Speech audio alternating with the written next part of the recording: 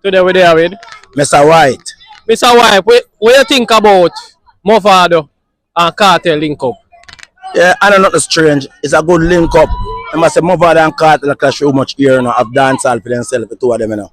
And then regroup and come together.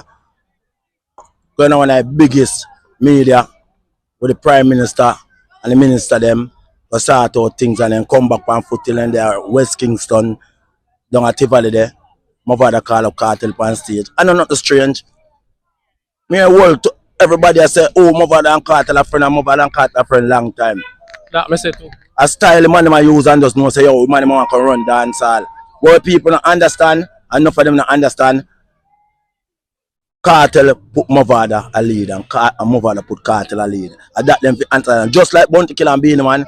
Come tell us something. Beenie Man is my number one artist, you know, from day one, you know. And Beenie Man is my king from day one. But right now, Kartel gone surpass everybody, brother. They want to just give me Kartel do unbelievable right now. And everybody attacks that.